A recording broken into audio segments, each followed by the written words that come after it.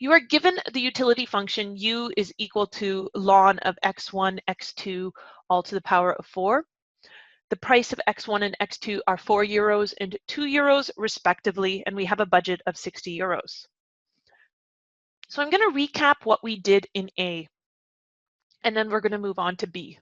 So first, what we did is we defined what the constraint was. Well, first what we did is we identified what we want to optimize. We want to optimize the utility. That is what we're trying to do, maximize the utility function. Now, utility is subject to a constraint. We have the constraint being that x1 costs 4 euros and x2 costs 2 euros. So we came up with our constraint 4x1 plus 2x2 should be less than or equal to our budget of 60 euros. So that was our constraint. Then we did our analysis using the Lagrange approach, and we optimized x1 and x2 to get 3 and 24 respectively. The corresponding utility was 13.81. Now part B is saying find the values of the marginal utilities at the optimal values of x1 and x2. So what we're going to do here is we're going to take our utility function, highlighted in yellow here, and we're going to find the marginal utility values. So we have our utility function u is equal to ln of x1, x2, all to the power of 4. We already rearranged this equation into the equivalent expression, ln of x1 plus 4 ln of x2.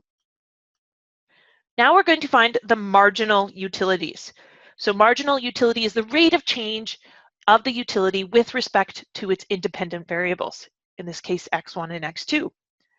So the marginal utility with respect to x1 is going to be the derivative of ln of x1. That gives us 1 over x1. The marginal utility with respect to x2 is going to be the derivative of 4 ln of x2, which is going to be 4 over x2. So those are my two derivatives. The question stated that we want to find these values at our optimal x1 and x2 values. So x1 is 3, x2 is 24. So our optimal x1, x2 values of 3 and 24. So doing that for my marginal utility with respect to x1, I'm going to have 1 over 3, my x1 value. For the marginal utility with respect to x2, I'm going to have 4 over my x2 value of 24. This fraction can be reduced to 1/6. So now we have our two marginal utilities. We have answered part B. Part C, check that the ratio of the marginal utilities are equal to the ratio of prices. So the prices that we're referring to are the prices of x1 and x2. They were 4 euros and 2 euros respectively. We can see that also in our constraint function, 4x1 plus 2x2, 4 being the price of x1, 2 being the price of x2.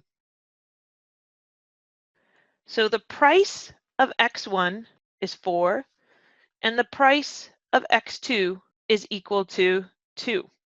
So what we're going to do here is we're going to look at the ratio of marginal utilities, di-u by di-x1 to di-u by di-x2. And that's going to give us 1/3 over 1/6. That's going to give us a value of 2.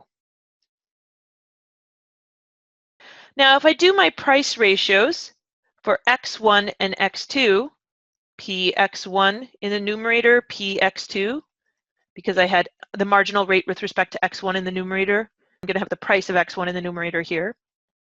So this is going to be 4 over 2, and this will also be equal to 2. So this relationship, where these two ratios are the same, is typical.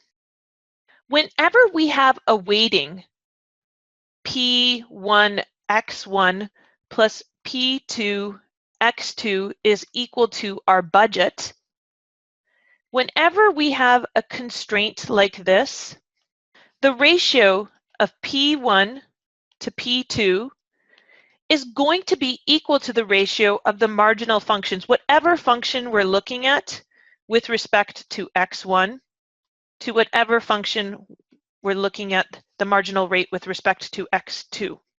So this will give you an idea of the marginal rates. Similarly, you could rearrange this, and sometimes you'll look at di F by di X1 to the P1. That ratio would be the same as di F by di X2 to P2. That ratio would be the same as well. It's just a rearrangement of what we see right here. Now this works whenever our budget has an additive quality. If there's any interaction variables, meaning say we had a term like X1, X2 in there, this theory wouldn't work. But it works when we have P1, X1 plus P2, X2 sort of relationships.